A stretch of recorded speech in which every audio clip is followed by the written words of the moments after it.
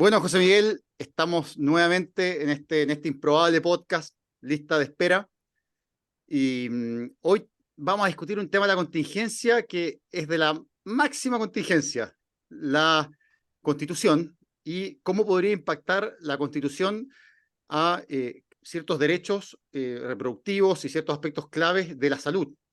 Y para eso hemos traído una invitada, una abogada constitucionalista, Claudia Sarmiento, que nos va a estar acompañando. Una invitada Bienvenida de Claudia, lujo. bienvenido José Miguel. ¿Cómo están? Bienvenida, Claudia. Hola, muchas gracias por la invitación. Bueno, José Miguel, ¿cómo partimos este podcast? Yo venía reflexionando y siento que vamos como en realmente siento que es como una película ciencia ficción, ¿no? En que estamos en un tren al pasado, ¿no? Siento en que pareciera ser que algunos han sido quizá excesivamente alarmistas, no lo sé, pero pareciera ser que algunos derechos adquiridos en salud, ¿no? El aborto en tres causales, la posibilidad de acceder abiertamente a anticonceptivos, pudieran estar a riesgo. ¿Es esto una exageración? ¿Es esto real? ¿Cómo lo ves, José Miguel? ¿Y qué te parece como para poder introducir a la conversación con Claudia? Bueno, mira, la verdad es que yo incluso partiría con una pregunta previa, para la opinión de la experta de Claudia y que en realidad nos pueda ilustrar. ¿Cómo se inscribe una constitución, Claudia? En el fondo, porque acá el debate en el fondo es un poco previo. En el fondo, ¿quién tiene que inscribirla? ¿Tiene que escribirla los expertos? ¿Tiene que escribirla las personas? Tuvimos una experiencia media traumática hace poco tiempo que parece que nos resultó tan bien. Hoy día hay más corbatas, hay más vestidos de dos piezas, menos disfraces, pero parece que el efecto es el mismo. Entonces, ¿cuál es tu parecer, digamos, referente a esto, tú como constitucionalista, para poder un poco encauzar la conversación con profesor Said? Bueno, hay más de una forma de escribir una constitución y los ejemplos que tú pusiste son como los más obvios. Tuvimos uno que era una constitución a la que no le dimos ni una regla, como vaya usted y vea cómo hace su constitución. Y de hecho se pasaron la mitad del tiempo decidiendo cómo iban a escribir la constitución, ¿no? Como si les hubiéramos pedido que inventaran un juego, así como vaya e invente el fútbol, lo primero que hicieron antes de ponerse a jugar fue definir las reglas del fútbol. Y también puedes tener constituciones que se escriben con un grupo de expertos y eso se vota después, o lo que hicimos en este ejercicio 2.0 o 3.0, dependiendo si uno considera el ejercicio Bachelet 1 o no, perdón, de Bachelet 2. Te entrego un anteproyecto y tú puedes trabajar sobre ese, o podría haber sido, de nuevo, solo los expertos. Hay diferentes fórmulas, hay diferentes tiempos que se pueden entregar. Y eso de alguna manera, perdón, ese es el teléfono de mi casa, y eso de alguna manera es súper contingente con lo que cada país puede y quiere hacer. No, no hay una única forma de hacerlo. Ahora, yo creo que tu inquietud de base es distinta de cómo se puede hacer, sino es como, ¿por qué estamos repitiendo los mismos errores de la Convención 1? ¿Y qué pasa con el contenido que uno podría desear que tuviera, ¿no? Porque claro, si uno mira lo que idealmente cualquiera de nosotros podría aprender de la experiencia pasada, uno diría, bueno, era una mala idea tratar de legislar a través de la Constitución, ¿verdad? Así como habían temas que eran de la ley que tenían que dejarlo para allá y no dejar todo amarrado en esto. O es una mala idea que tú creas que puedes como reempezar un sistema y definir desde los tributos en las municipalidades hasta qué tipo de Contraloría vamos a tener todo en un mismo texto y que además quieras hacer eso sin como obviando a la minoría y no preguntándole a nadie y teniendo un discurso súper poco respetuoso o que no se te ocurra pensar que hay cuestiones que tienen implicancias económicas o más complejas que no estés respetando. Entonces, si uno mira eso y dice, bueno, o sea, habría sido bonito que aprendiéramos de eso, ¿no? Qué lindo, habría sido hermoso que nuestra, digamos, y después te agarráis la cabeza y miráis y decís, bueno, parece que el consejo de ahora, como decía Juan Carlos, se viste de corbata y dos piezas y no de, digamos, no vota desde la ducha o anda con disfraces, pero están repitiendo el mismo ejercicio, ¿no? O sea, si tú le entregas a una mayoría circunstancial el suficiente poder como para que avasalle al otro, pierde cuidado que eso va a pasar. Ahora Y Claudia, es posible que perdamos de nuevo todo. una pregunta, porque uno se queda con la idea y esta idea, mira, sabes que efectivamente parece que quizá este nuevo consejo está siendo quizá demasiado radical hacia las posturas de un sector, ¿no? Quizá quiere como aprovechar de pasar máquina y dejar en piedra quizá cosas que son demasiado partisanas, demasiado propias de ella. Pero ¿no sientes que quizá debería haber una autocrítica de la izquierda, que cuando esas cosas eran de la izquierda, quizá no se las criticó tanto? O sea, ¿a qué voy? Que el proyecto pasado también tenía cosas súper partisanas, cosas a veces demasiado específicas, ¿no? Incluía, por ejemplo, yo he sido el número uno fan de financiar bomberos y que bomberos tengan un financiamiento, digamos, estable, ¿no? Que no, digamos, y que sean bomberos profesionales, que sean, no sé, como carabineros, etcétera, pero lo ponían en la Constitución, ¿no? Y uno dice, entonces parecía que cuando las causas eran de la izquierda, parecía que ahí decían, bueno, no hubo mucha autocrítica, ¿no? Pero ahora que son de la derecha dicen, bueno, no, mira, en verdad, ¿sabes qué? Queremos una constitución que sea como más neutra, ¿o no? ¿No te parece que ha habido algo de eso, o no?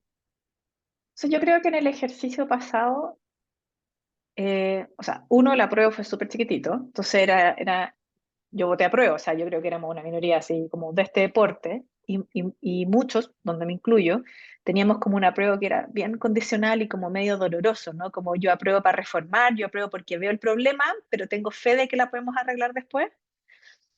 Pero también había muchas críticas y lamentablemente hubo muchas, creo yo, em, mucha reticencia a la crítica de los sectores que estaban más convencidos y que hablaban entre ellos y era una especie como de cámara de eco donde yo solo escucho al que quiero y no veo el problema. Y los otros, y las luces que se levantan así como, oye, esto no está bien, esto no va por buen camino, eran calificados o de tibios o de amarillos, al punto que hay gente que se apropió del significado amarillo y armó un movimiento político, ¿me explico? Entonces yo creo que alertas hubo y que hubo también, no quiero decir una organización clara para efectos de dar vuelta, porque si la hubo fue muy tarde. O sea, si la hubo ya no había nada más que hacer, ya estaba todo jugado, ¿no?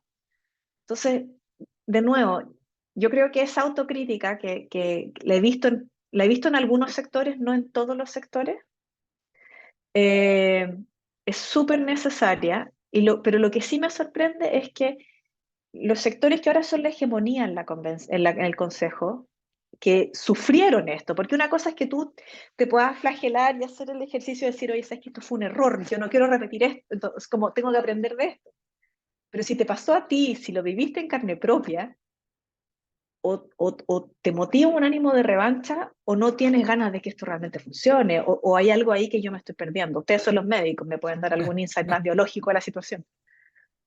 O sea, yo pienso que uno lo que puede sacar en limpio así rápidamente es que, claro, los problemas no eran los disfraces, los problemas no eran, ¿no es cierto?, las personas que votaban de la ducha o las personas que engañaron a las personas como Rojas Báez. Ese no era el problema, porque hoy en día tenemos, como dije, personas con terno, personas con traje de 2 piezas, con taco, digamos, sin ninguna de esas acciones, y la verdad que en la actuación, por lo menos lo que estamos, yo creo, los tres en concordancia, que es más o menos similar en espejo, ¿no es cierto?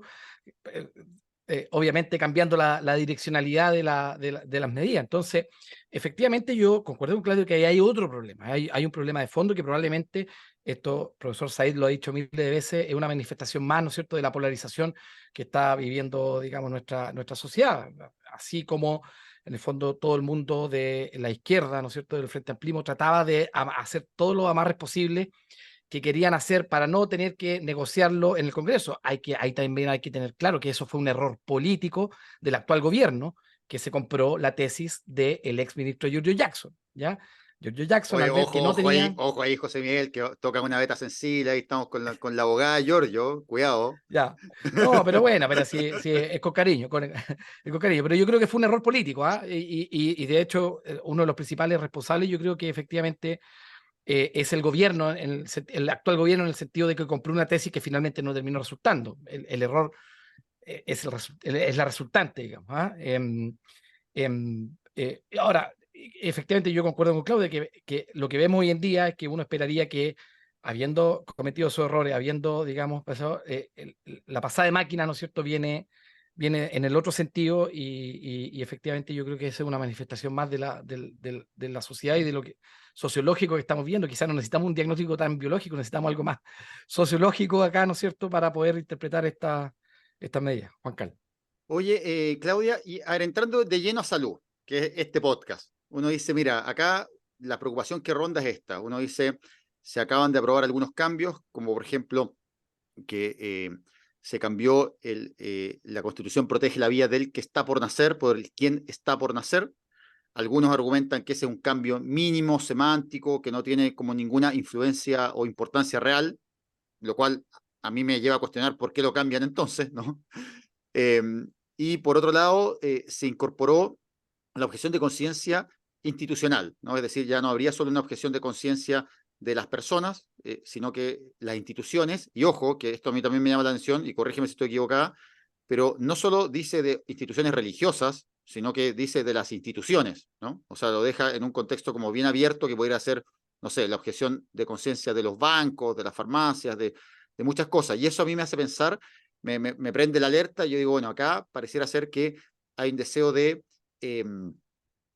revertir la ley de aborto en 3 causales y un deseo quizá de utilizar esta objeción de conciencia para, por ejemplo, decir, mira, ¿sabes qué? No vamos a vender anticonceptivos porque el director o el dueño de esta farmacia está en contra de los anticonceptivos, lo cual obviamente pondría en riesgo el acceso a la salud, porque sabemos que la salud no son solo los hospitales, no son solo los consultorios, sino que hay muchas instituciones privadas o estatales que tienen un rol público en prestar atención a la salud, ¿no? De prestar, digamos, atenciones sanitarias, y entre ellas están, por ejemplo, las farmacias. Entonces, ¿cómo ves tú este escenario? ¿Es esto es una excesiva alarma? ¿Es simplemente gente que, digamos, que está exagerando, digamos, o acá hay un riesgo real de que haya un retroceso en estas cosas de las que hemos estado conversando? No, no es un excesivo alarma, es un riesgo real. Eh, Voy a partir por lo último a lo que te referiste, la objeción de conciencia, porque yo creo que es importante primero explicar qué es la objeción de conciencia, como hacer un chiquitito, ¿no? De qué es. La objeción de conciencia es un permiso para no cumplir con un deber legal. Imaginémonos que todos nosotros a los 18 años tuviéramos que ir a hacer el servicio militar. Y es un deber legal, no es algo de lo que yo pueda decir, ay, es que no tengo ganas de ir a cumplir el servicio militar, no voy a ir, no va a pasar nada. No, tú tienes el deber legal de hacerlo, así como tienes el deber de pagar impuestos o tienes el deber, en el caso de los profesionales sanitarios, de desempeñar cierto tipo de acciones sanitarias porque ustedes tienen el monopolio de hacer esas acciones sanitarias. O sea, si, por ejemplo, yo tuviera un tratamiento de cáncer, no podría un ingeniero entregarme un tratamiento oncológico porque él no tiene la capacidad ni el reconocimiento legal para hacerlo. ¿Me explico? Entonces, como nosotros funcionamos bajo la lógica que viene como desde el Estado liberal, después de haber dejado atrás el medioevo, de que la ley es general y todos debemos cumplir la ley porque somos todos iguales ante la ley, cuando yo le doy permiso a alguien para que no haga eso, que es responsabilidad y deber de todos, tiene que ser una situación súper calificada y acotada. La discusión sobre la objeción de conciencia se plantó primero a propósito del ejercicio eh, del deber de cumplir el servicio militar. Si yo soy un pacifista y creo profundamente que, por ejemplo, ir a la guerra en Vietnam es un problema, yo no quiero ser parte de esta milicia y porque esto daña mi conciencia, porque yo creo en la protección del derecho a la vida. Y de ahí se empezó a discutir sobre esta idea de no cumplir con el deber legal cuando daña mis convicciones súper profundas. Y se pegó el salto a aquellas personas que creen que abortar es una cuestión que atenta contra la vida, porque yo creo que quien está en el vientre materno no es un ser humano en potencia, sino que es una persona completa y que no está bien terminar con esa existencia. ¿Me explico? En nuestro país, actualmente eso está regulado en la ley 21.030, que es la que intervino el Código Sanitario en el artículo 19 y que también intervino el Código Penal. Lo que salió del Congreso era objeción de conciencia para los médicos y requeridos para interrumpir el embarazo y el personal sanitario que estuviera presente en el pabellón cuando se hiciera la intervención, asumiendo que esto se hacía en un pabellón quirúrgico porque todos sabemos que también se puede hacer en, digamos, comiso en la casa de otras características. Pero esa era la ley, pasa por el Tribunal Constitucional y el Tribunal Constitucional le agrega las instituciones. Las instituciones también pueden objetar en conciencia bajo los supuestos de que esas instituciones tengan cierto tipo de ideario. decir, por ejemplo, si yo soy parte de una universidad pontificia o yo soy parte, y dentro de ese contexto soy el hospital clínico de esa universidad pontificia, yo puedo objetar en conciencia. Ese es más o menos el margen. ¿Me explico? Lo que se hace con esto, con esta enmienda que se genera en el Consejo Constitucional, es decir, la objeción de conciencia, este deber, esta posibilidad de optar por no cumplir la ley, no tiene ninguna causal. Yo puedo objetar en conciencia y tengo ese derecho como persona y las instituciones tienen ese derecho como persona. No menciona las tres causales, no menciona ninguna causal específica. ¿Cuál es el efecto concreto de eso? Si yo no califico los motivos para cumplir un deber legal, si yo no tengo que justificarlo porque la conciencia es tan subjetiva que cada uno puede tener su conciencia. Si yo no puedo necesariamente restringir lo que alguien piensa o lo que alguien cree por la ley, porque eso sería como dañar el núcleo propio del derecho, de facto lo que estamos haciendo es que las convicciones morales y religiosas de una persona se superponen al cumplimiento general de la ley. Y hacemos que las convicciones religiosas tengan un lugar privilegiado por sobre la legislación general en este país. Y eso es un cambio que nos retrotrae al feudalismo. Eso es, como, discúlpenme que lo ponga en términos tan dramáticos, pero eso es contrario a la noción más liberal del Estado liberal, ¿no? De cómo se ha ido gestionando en la construcción del Estado como lo conocemos. Entonces yo creo que Ahora, no es Claudia, tan pequeño lo que está pasando. ¿existe en otro país algo así? Que No. este concepto de las instituciones, o es algo que es inventado acá, digamos, por así decirlo? O sea, se le ha atribuido a las instituciones con cierto tipo de ideario en legislaciones muy específicas. En Francia, alguna forma de hacer esto. En Estados Unidos se reconoció en una sentencia de la Corte Suprema, pero de nuevo, en supuestos súper acotados, no como un derecho constitucional general como el que se está proponiendo acá. Y que como bien decía José Miguel, perfectamente podría significar que, por ejemplo, y este no es un ejemplo mío, es un ejemplo de Luis Alejandro Silva, que es uno de los consejeros. Luis Alejandro Silva tiene un artículo donde dice, bueno, si hubiéramos tenido objeción de conciencia amplia, las farmacias no tendrían por qué haber distribuido la píldora al día después si no estaban de acuerdo, cuando fueron obligadas, porque era parte, digamos, del listado de medicamentos que tenían que entregar. O los colegios podrían decir, ¿sabe qué? Yo no creo en la inclusión, entonces yo voy a expulsar a todos los estudiantes que van contra mi proyecto educativo. Y mi proyecto educativo es, por ejemplo, um, yo no creo que las personas son solo puramente heterosexuales. Voy a pedirle a la gente que no se define como heterosexual que salga a mi colegio porque me atenta contra mi ideario. O cuestiones más descabelladas, ¿no? Elijan O, ustedes, o en la sea, por medida en la ejemplo, cual yo claro, subordine el cumplimiento. Si yo digo, mira, yo como empresa creo que pagar impuestos es un robo, porque el Estado debería ser mínimo. Entonces voy a escoger no cumplir con mi deber legal de pagar impuestos. a mí cuando salió Bueno, este... Sí, adelante, José Miguel, disculpa. no, que quería poner ejemplo, claro, uno de los ejemplos que uno podía ver fue lo que tú empezaste a señalar, pero creo que no alcanzaste a terminar, que tenía que ver con lo de, con este fallo de la Corte Suprema de Estados Unidos que autorizaba a las empresas a donar en campañas políticas.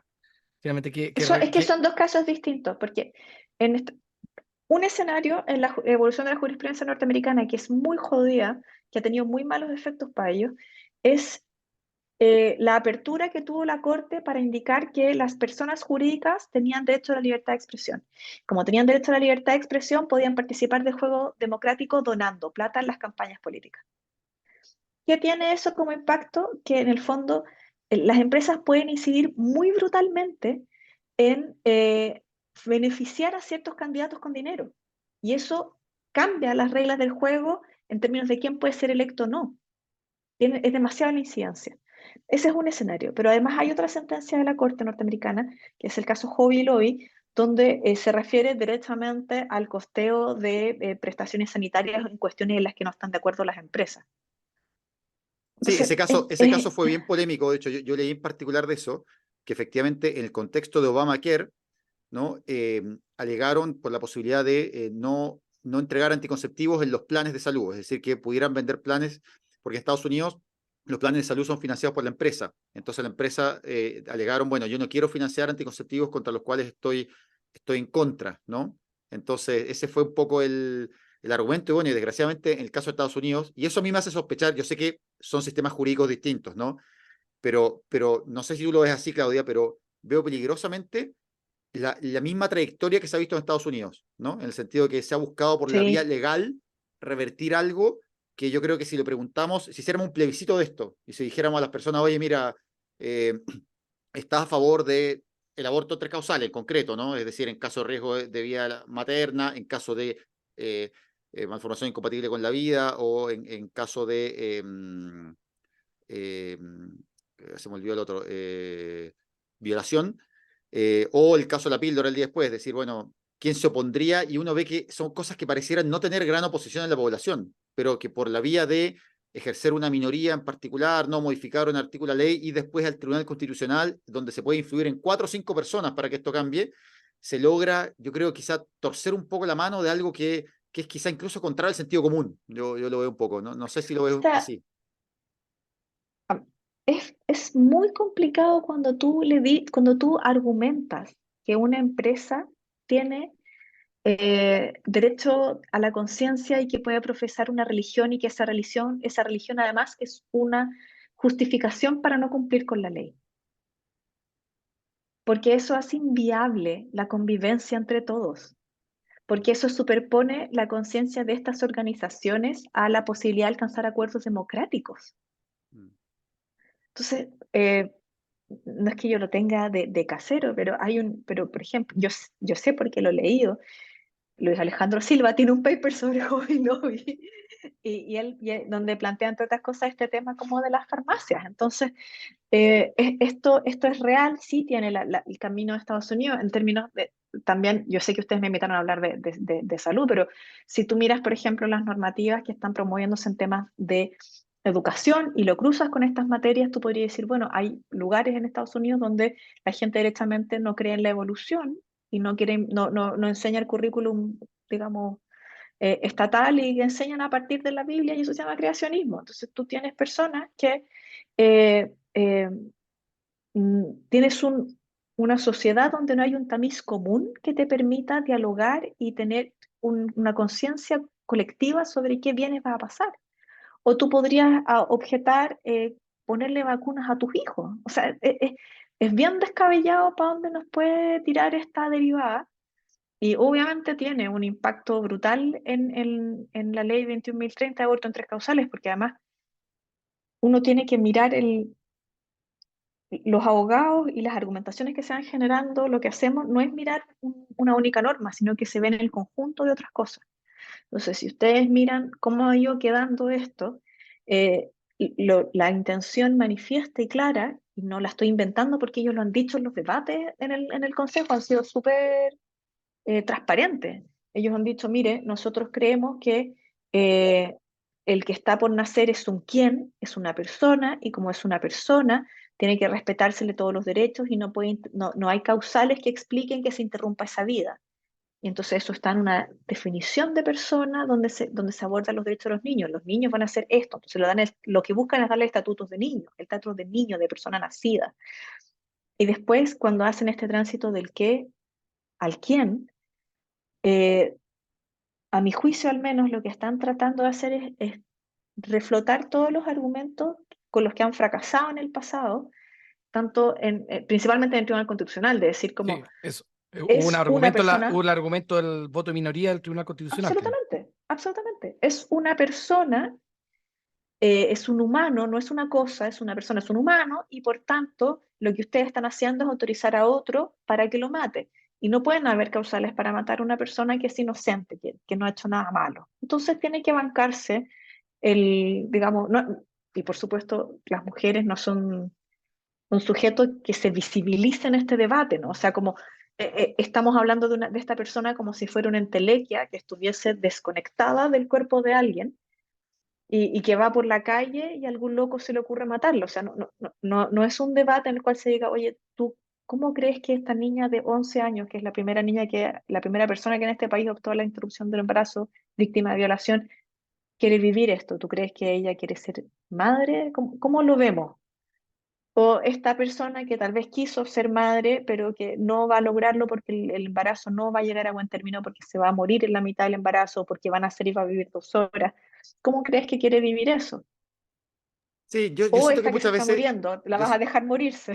sí, yo siento que ese debate, yo creo que cualquiera que ha sido, que trabaja en salud lo ve esto muy, muy patentemente, ¿no? Que efectivamente, eh, a mí el argumento, yo estuve a favor del aborto de 3 causales y me acuerdo que en ese momento salió una película, no sé si se acuerdan, esta película de las mujeres polacas, ¿no? Era en un convento, ¿no? En la Segunda Guerra Mundial, de unas mujeres, unas monjas polacas que son violadas por soldados del ejército ruso, ¿no? Y llega una persona ahí y ve que hay niños que se parecen a estas monjas, ¿no? Y resulta que se da cuenta, al fondo, que todos los hijos del monasterio son hijos de estas monjas que fueron violadas, ¿no? Entonces yo pensaba, y claro, y la historia es real, y yo me acuerdo de en ese momento reflexioné y dije, mira, efectivamente es notable lo que hicieron esas monjas. O sea, yo encuentro, y no lo encuentro, el punto no es criticar a alguien que decide tener un hijo producto de una violación, ¿no? Pero el punto es decir, mira, eso que hicieron las monjas es algo excepcional, es algo quizá sobrehumano, es algo que uno diría, eh, digamos, que requiere una virtud excepcional, ¿no? O es algo que la ley le puede pedir a todo el mundo. Y yo creo que y de hecho, ese es uno de los argumentos que se dio en el Tribunal Constitucional, ¿no? Decir, nadie está obligado al imposible, ¿no? Y yo creo que retrotraer esta ley arriesga eso, ¿no? En el fondo, en convertir el imposible en algo que se le tiene que ser exigido a todos. Uno dice, oye, mira, si una niña de 12 años quiere tener el hijo, nadie se lo está prohibiendo, ¿no? Nadie le va a decir, oye, no, no lo puedes tener. No, pero elige, porque nos damos cuenta que la situación en la que estás es una situación en que no se te puede exigir esto, que al menos se te dé la opción. Yo un poco lo veo así, no sé cómo lo ves Oye, tú, Claudia. pero también hay que señalar que vuelvo, no es por quedarme pegado, ¿ah? Pero me quedo pegado. Este tema Pero del me espejo. pasa. Sí. Oye, este tema del espejo, porque así como yo creo que habían, ¿cómo se llama la primera experiencia? Ya no se llamaban consejeros, ¿cómo se llaman? No, Convencional. ¿cómo era? Convencionales. Convencional. Habían convencionales de izquierda que se veían a sí mismos, ¿no es cierto?, como los vengadores de, del anticapitalismo, ¿no es cierto? Y aquí Sí. te las traigo, Peter, para, en el fondo, sucumbir este sistema neoliberal a través de nuestra nueva constitución. En este, digamos, espejo, ¿no es cierto? Hoy en día tenemos a los caballeros cruzados, ¿no es cierto?, atravesando rumbo a Jerusalén, ¿no es cierto?, para romper las puertas, ¿no es cierto? Y se me cayó hasta el teléfono, pero me emocioné. Y en el fondo, y poner la cruz de Jesucristo, ¿no es cierto?, sobre todos estos gallos que quieren matar y no sé, ¿cachai? Como que, eh, eh, porque no existe otra razón de que personas que tengan una educación, digamos, que han asistido, digamos, a buenas escuelas, digamos, que cuentan con eh, eh, hablen, digamos, las cosas como se están hablando, digamos. Y efectivamente yo creo que aquí lo más peligroso, y algo dijo Claudia en ese sentido, y yo algo logré entender, referente, es que justamente se están eh, cambiando los argumentos que ya se habían dado anteriormente. ¿Ya? El qué a quién fue una discusión del Tribunal Constitucional, del voto minería, eh, el tema de la objeción de conciencia institucional es un tema que ya estaba discutido en paper que había publicado el convencional Silva. Entonces, ojo, digamos, a pesar, digamos, de que uno puede ver, acá se están haciendo cosas muy activamente, se están haciendo cosas muy bien pensadas, en el sentido de que se están ocupando argumentos los cuales ya se habían discutido. Y en ese sentido yo concuerdo 100% con Claudia que esto no es algo, digamos, mira, no importa, quién da lo mismo, eso no es así, digamos. ¿Ya? No sé qué parecía la columna de Carlos Peña, que tampoco lo infló tanto. Yo creo que casi fue bien naif, digamos, los argumentos No, no, utilizados no. Yo, en yo, esa. yo creo que él no es naive, pero el argumento o la forma en la que Carlos Peña, que él generosamente presentó un informe en derecho ante el Tribunal Constitucional Mm, cuando se tramitó esto, así que conozco muy bien la posición que él sostiene. Lo que sostiene Carlos Peña es que en el fondo exigirle a una mujer, llevarle, y está un poco en la línea de Juan Carlos, mm, exigirle a una mujer llevar a término un embarazo en cualquiera de estas tres causales es un deber supererogatorio. Es algo que no le exigiríamos a nadie más. Esa es la palabra O bonita sea, que se me había olvidado, supererogatorio. supererogatorio. Pero él sí cree que hay límites para ese ejercicio de la autonomía de las mujeres fuera de estos deberes supererogatorios. O sea, él sí cree que existen buenos motivos para restringirlo, por ejemplo, a solo tres causales y no tener un sistema de plazo. ¿Ya? Ujú. Ahora, la pregunta es, ¿creemos que es legítimo constitucionalizar las tres causales, o sea, ponerle techo a este debate? Ahora, esa es la visión fantástica de Carlos Peña, porque lo que nosotros vemos en el Consejo Constitucional no es esa visión. Ninguna de las personas que ha dicho esto no está en contra de las tres causales y nada obsta a su constitucionalidad puede asegurar que mañana personas, abogados de su mismo sector no vayan a judicializar esto, ni siquiera ellos mismos. Sus palabras no los atan. En la interpretación queda abierta y está puesta de una forma tal que es evidente para todos que lo que se busca en el futuro es o judicializar o limitar totalmente cualquier avance o cualquier discusión. Claudia, y una pregunta un poco más estratégica, porque yo acá veo como dos ideas. O sea, por un lado, digo, acá hay una intención de que efectivamente el proceso fracase, pero de los mismos constituyentes de derecha, porque al presionar por estas causas que los expertos las dejaron mucho más amplias, ¿no? O sea, como por ejemplo el tema de la vida del que está por nacer, Los el tema, expertos no se metieron. por Los eso, no, expertos solo... eso quiero decir, que el fondo justamente los expertos no pudieron llegar a un acuerdo, o sea, dejaron como acuerdo algo que era bastante amplio, ¿no? O sea, algo que en el fondo no ponía restricciones que eran muy favorables, por así decirlo, a la izquierda o a la derecha, ¿no?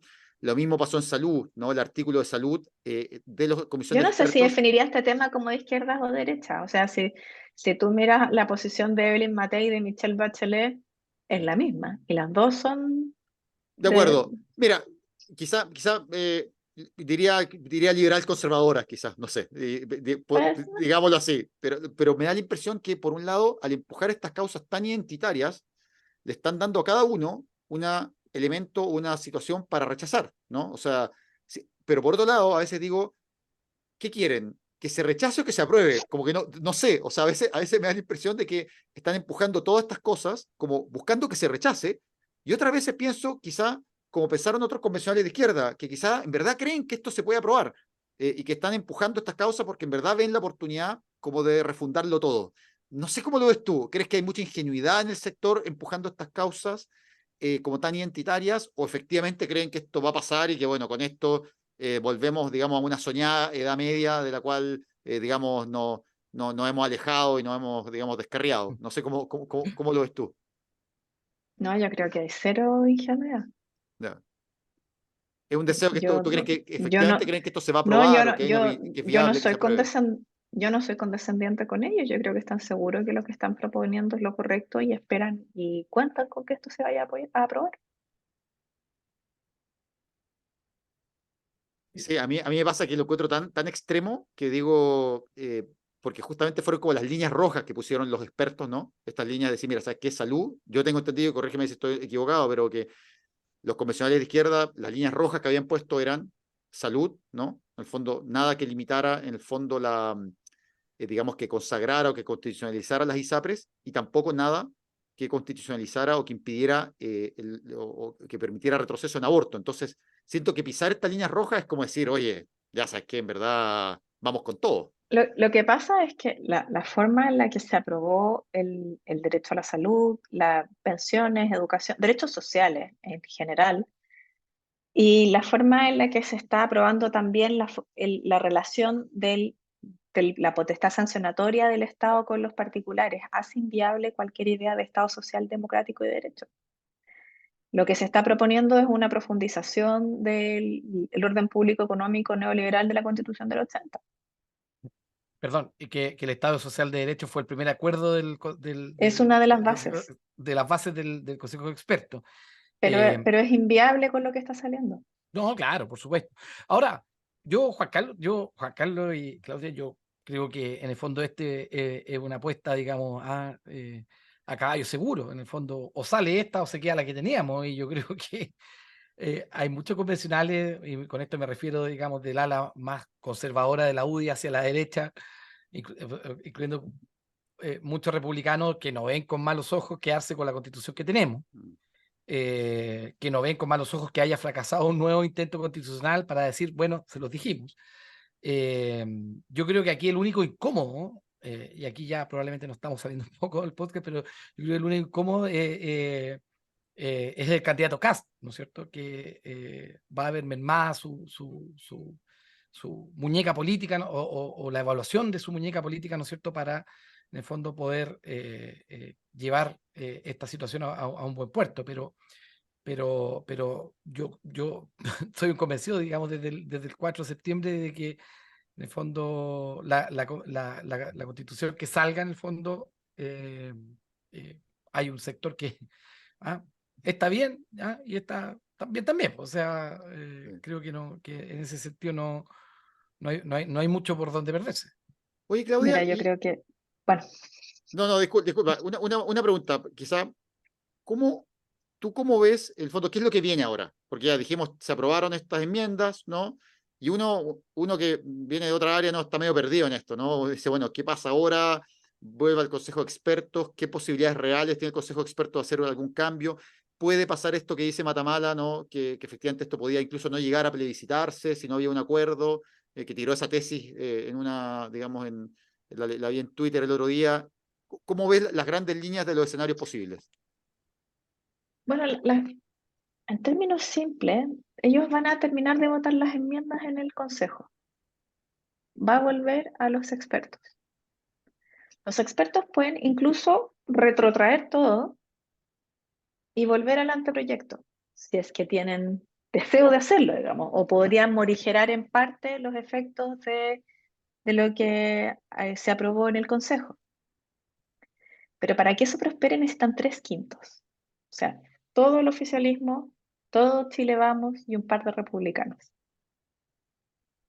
Es muy difícil que tengan eso si no hay un acuerdo político transversal previo.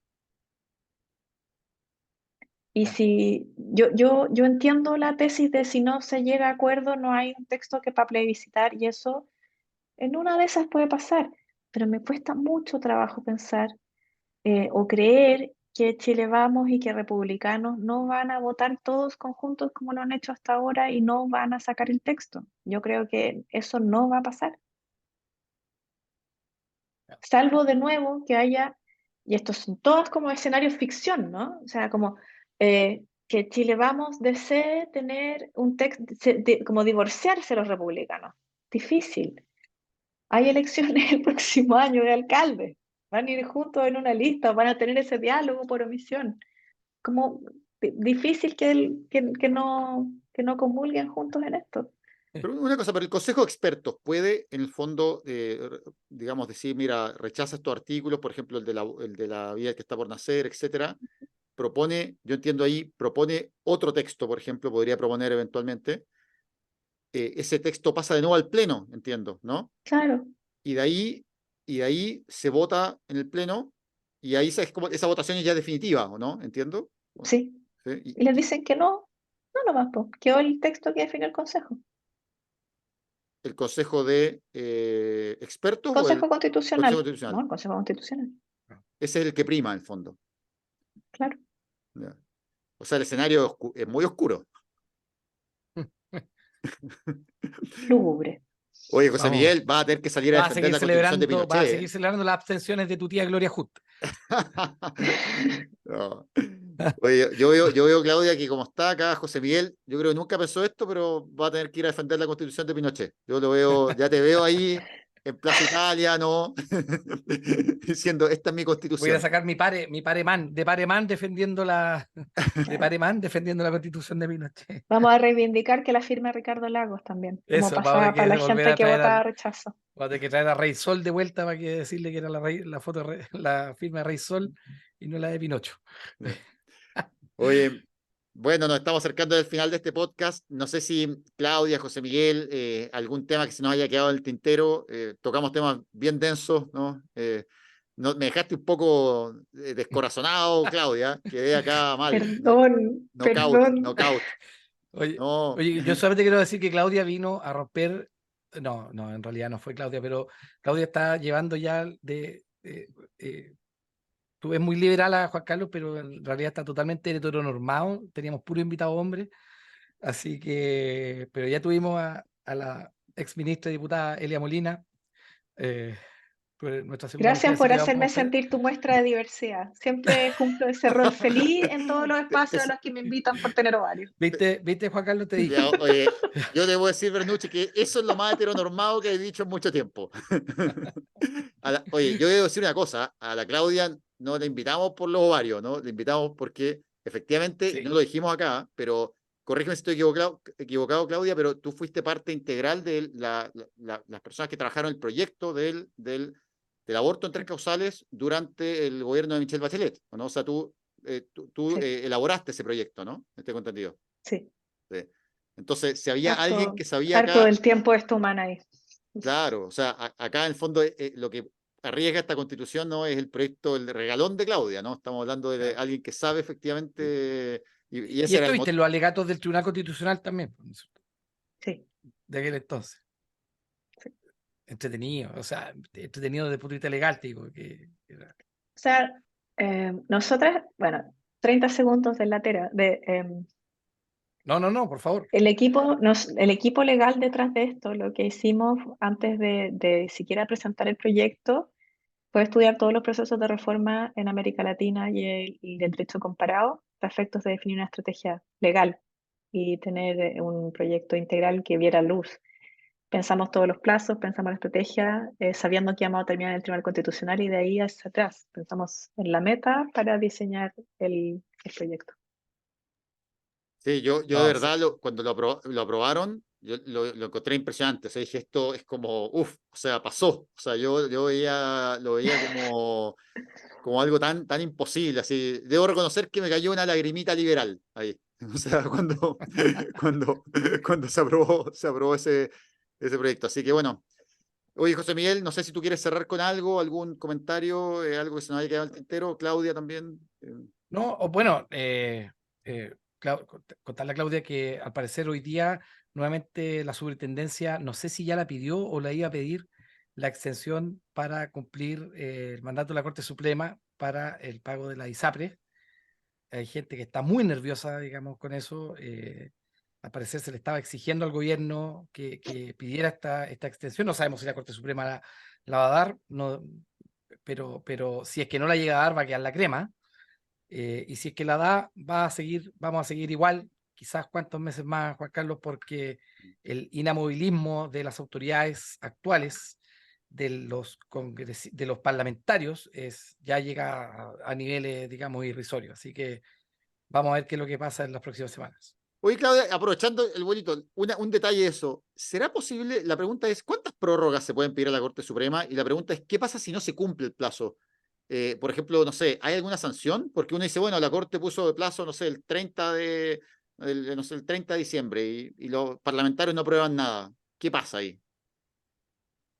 Nada, Nada. Ya.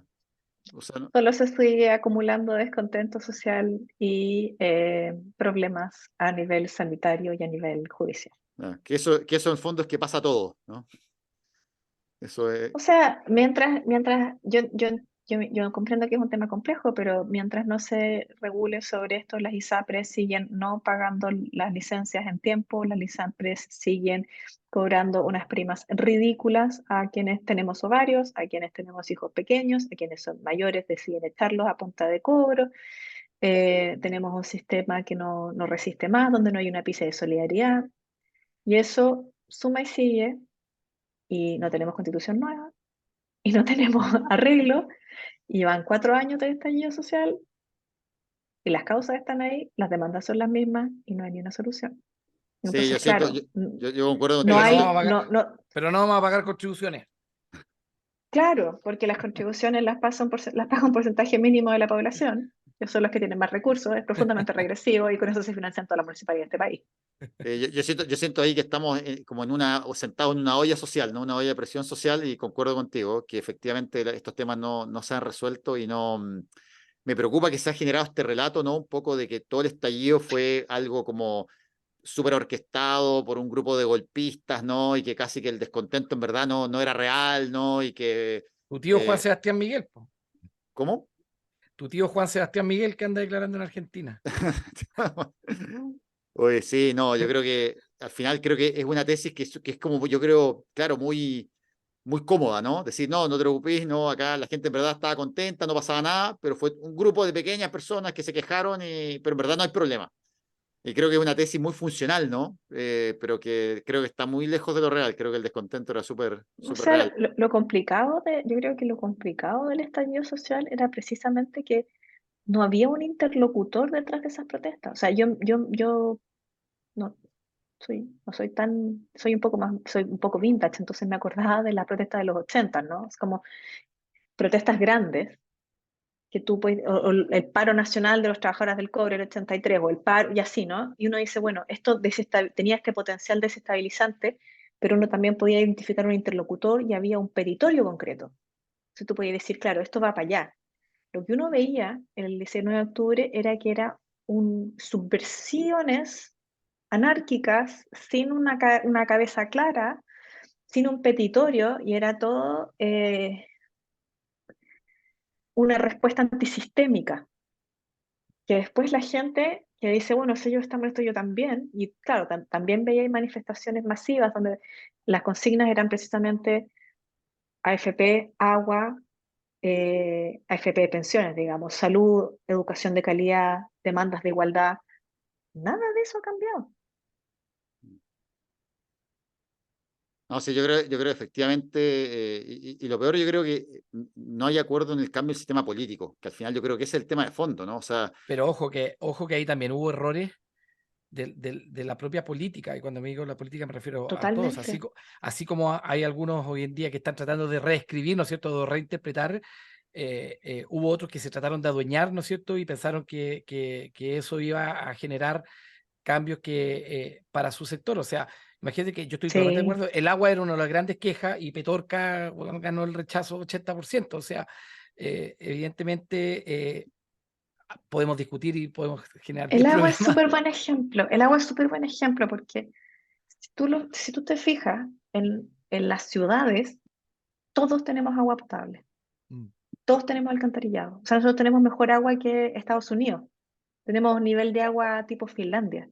El mm, problema era en el agua rural. Entonces, la respuesta debería haber sido, pensando en lo positivo que tenemos, cómo mejoramos, claro, ¿no? En reestatizar todo y en reiniciar este claro. país, ¿no? Entonces, ahí uno piensa, bueno, por, porfa, se lo suplico, hagamos esto con la cabeza, como Bueno, hagamos. ese es un súper buen ejemplo, porque principalmente el agua mejoró por la iniciativa privada, digamos, Es la cuando virtud de la cooperación público-privada. Es un claro, sistema en el cual le encargas al privado la gestión y la inversión, pero lo fiscalizas como corresponde. O claro. Y es sea, un bien público, si, en es un un bien bien público. público. Si se nos corta el agua, yo vivo en Santiago, no sé dónde están ustedes, si el agua se corta, la multa que le va a poner la superintendencia a la sanitaria correspondiente va a hacer que nunca más le pase esto. Porque el Sí, estándar de cumplimiento es, si te cae un meteorito una vez, a lo mejor te puedo disculpar, si te cae de nuevo, no, porque ya sabía que te había pasado. Es súper exigente. Entonces, claro. hay caminos para hacer esto de una forma razonable. No necesariamente tienes que tener o todo estatizado o todo privatizado. Entre medio hay un conjunto de alternativas y de tonalidades para dar una respuesta razonable, que bueno, además sí, tienen que definirse en el Congreso, no en la Constitución. bueno, sí, sí es lo que hemos hablado muchas veces, lo que hablamos con José Miguel, ¿no? En salud, que típicamente el debate a veces se centra en como si hubiera dos posturas, ¿no? Los que están a favor de que todo sea estatal y los que están a favor de que todo sea privado, cuando la verdad todos los sistemas de salud desarrollados que funcionan más o menos tienen el común de algún tipo de mancomunación de cotizaciones, Mm, ¿no? Y prestadores públicos y privados. O sea, yo no conozco ningún sistema desarrollado que, por ejemplo, prohíba a través del seguro de la práctica privada de la medicina, ¿no? O sea, que un médico pueda tener su consulta y que atienda por el seguro o que se agrupe con otros médicos. Eso no está prohibido en ningún país.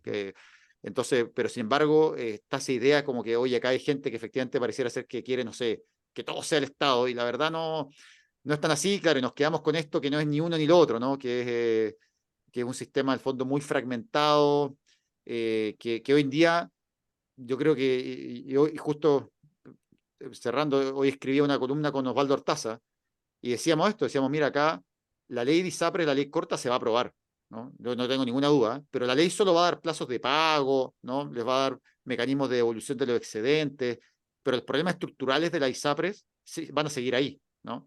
Y ese es el tema, o sea que en el fondo nuevamente vamos a aprobar una ley que no va a resolver nada de lo que está de fondo. Se va a enojar tu tío Mañalich, le estáis poniendo el gorro con Artaza. No. Oye, Osvaldo, bueno, Mañalich, ese podría ser un invitado, pero yo creo que Qué manera de tener familiares. no, si me dice. Con todos los familiares libertarios de Juan No, Carlos. no, si no son familiares. Es una broma de Ernucci. Lo que pasa es que Ernucci cree que yo soy como demasiado derecha, ¿no? Algo así piensa. Él se cree demasiado progresista. No, para nada. Oye, no, yo quiero agradecer desde ahora a Claudio todo el tiempo que nos entregó y muchas gracias por ilustrarnos. Estos son temas densos, son temas no muy grandes, pero quiero agradecer desde ya. Juan Carlos, ahí Sí. para que despida. No, de verdad, muchas gracias por todo, Claudia, quedó súper claro. Y bueno, yo voy a tratar de ser un poco más optimista. Mira, a veces cierro con esta frase. Una vez a Obama le preguntaron a raíz de Obamacare, los derechos en salud en Estados Unidos, dice, muchas veces las reformas políticas, a veces para avanzar no un paso, hay que avanzar 3 y retroceder 2, ¿no? Y yo creo, yo prefiero verlo así, ¿no? Que a veces los progresos no son siempre lineales, ¿no? Y que a veces uno ve algo y es un retroceso, quizás puede haber algún retroceso estratégico que quizás permita que en el futuro se avance con más fuerza. Esa es esperemos, mi visión un poco optimista, ¿no? De la No, política. yo tengo fe, este país ha superado cosas peores. Sí. Bueno, chao, nos vemos Que entonces. estén Un muy bien. abrazo, cuídense. Chao.